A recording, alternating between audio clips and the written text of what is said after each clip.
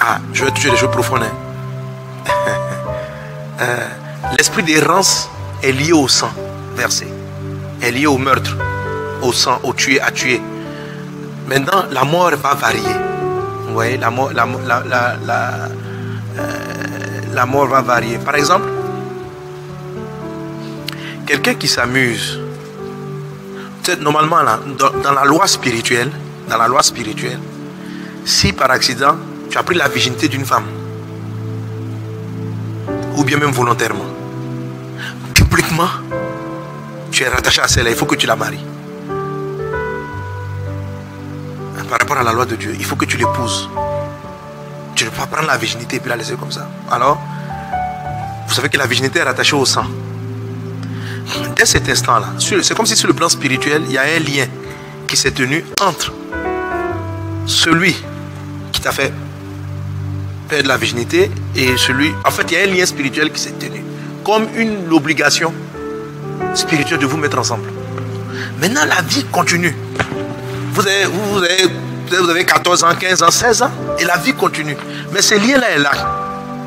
Et les autels sataniques vont réclamer ce truc-là. Oh, c'était des périodes d'ignorance. Et l'ennemi va profiter de cela pour paralyser ta vie parce que tout simplement, celui qui légalement t'a fait perdre ta virginité ou avec qui vous êtes liés, alors que lui-même qui t'a fait perdre ta virginité, lui au moment précis il n'était pas puceau. Tu comprends? Donc lui-même aussi, il est rattaché quelque part.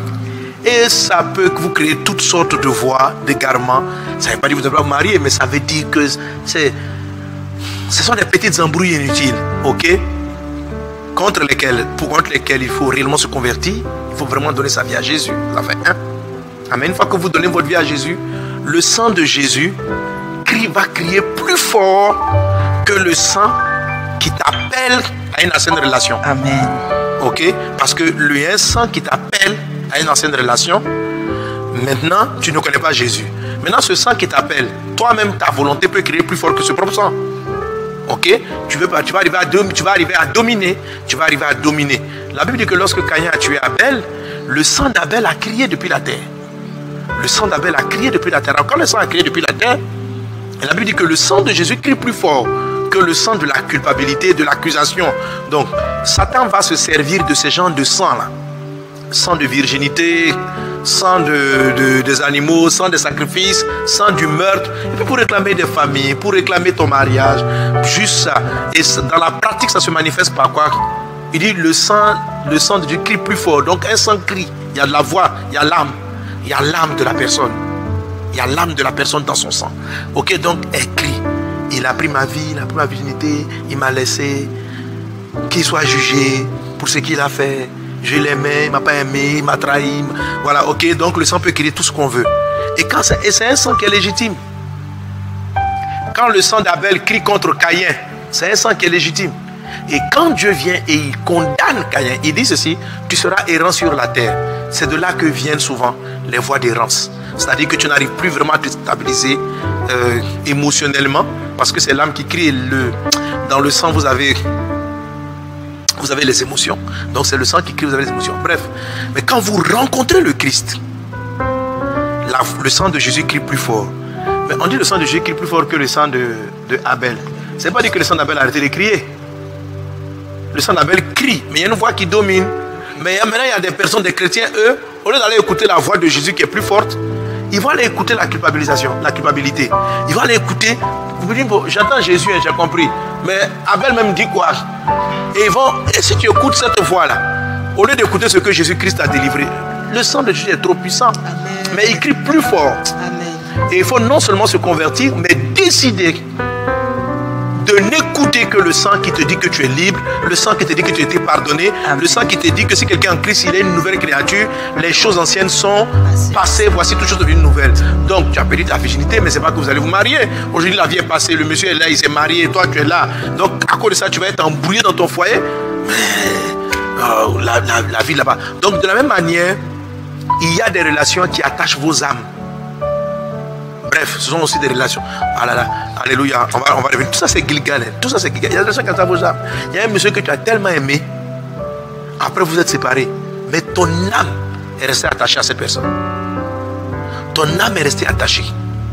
Et ton âme est restée attachée. Et ça devient très difficile. Donc, même quand tu rentres dans ton mariage, ton âme est restée attachée.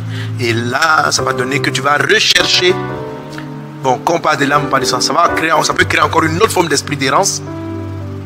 Où tu vas constamment rechercher dans les hommes avec qui tu es, ou bien dans les femmes que tu vas vouloir choisir, quelque chose qui te rappelle là où ton âme est restée. Ok? Et là encore, c'est le cri d'une âme. C'est encore le cri du sang. C'est vrai qu'il n'y a pas eu de sang physique, mais c'est encore du cri. C'est encore un cri qui vient chaque fois. Oh, celui-là, il était comme Gasparinien. Donc, pendant que tu es en train de vouloir aimer le frère Bernard qui est arrivé, regarde comment il parle mal. Gasparinien était attentionné. Donc, ton âme qui est attachée à Gasparinien va te rappeler toujours. Oh, tu veux vivre ta vie avec Bernard. Gasparinien, peut-être qu'il est décédé. Gasparinien, peut-être qu'il s'est remarié. Mais dans la période où vous avez été ensemble, Gasparinien était attentionné. Gasparinien avait tellement de qualités. Gasparinien. Et ton sang attaché, ton âme va te parler de Gasparinien. Et quand tu es en train de tu veux regarder Bernard, le jour où Bernard n'a pas fait un cadeau, le sang vient. Ah, si c'était Gasparinien, on était bien. On était bien. Et cette voix-là va venir envahir ton couple, créer des palabres, des histoires.